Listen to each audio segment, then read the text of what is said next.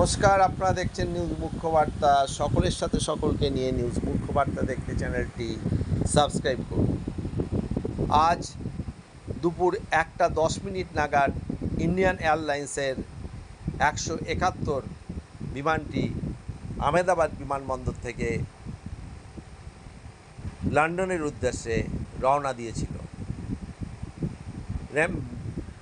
বিমানটি ওড়ার কিছুক্ষণের মধ্যেই সেটি ভেঙে পড়ে আহমেদাবাদের মেঘানী নগরে। বিমানটিতে মোট 242 জন যাত্রী ছিল, তার মধ্যে একজন বাদে সবই মারা যায়। বিমানে 232 জন যাত্রী এবং 10 জন ক্রু ছিল এবং এই বিমানটি ভেঙে পড়ার সঙ্গে সঙ্গে দমকল, স্থানীয় মানুষ এবং পুলিশ প্রশাসন উদ্ধার কাজে লেগে যায় এবং বিমানটি যেখানে ভেঙে পড়ে সেই স্থানটিতে, সেই বিল্ডিংয়ে একটি ছাত্রদের, এমবিবিএস ছাত্রদের হোস্টেল ছিল। সেই হোস্টেলের ছাত্ররাও অনেকে আহত হয়। এই ঘটনার খবর পেয়ে স্বরাষ্ট্রমন্ত্রী অমিত শাহ আজ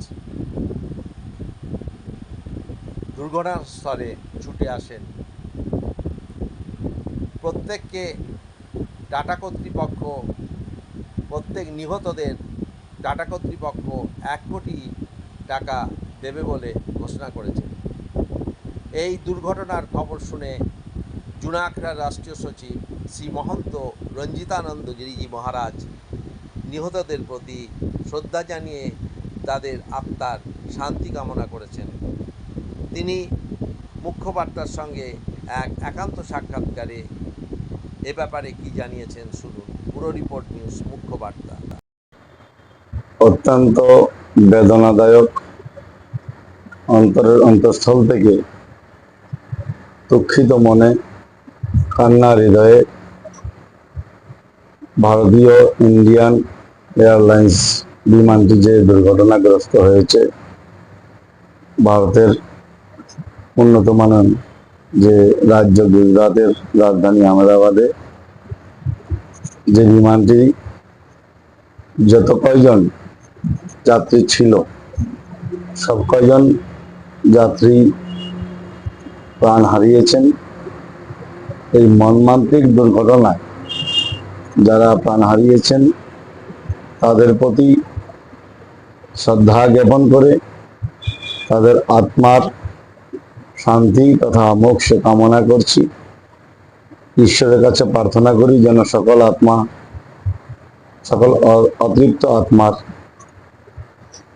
যেন স্থান প্রভুর চরণে হয় এবং সকল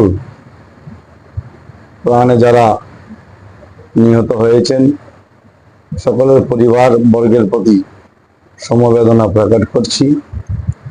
আর ঈশ্বরের কাছে প্রার্থনা করি সকল পরিবারজনদের যে আজকের যে এত বড় দুর্ঘটনাগ্রস্ত প্লেনের সমস্ত প্রাণহারা মানুষের স্বজনদের যেন এত বড় ব্যথা, বেদনা, দুঃখ সইবার কষ্ট সইবার শক্তি ঈশ্বর প্রদান করেন।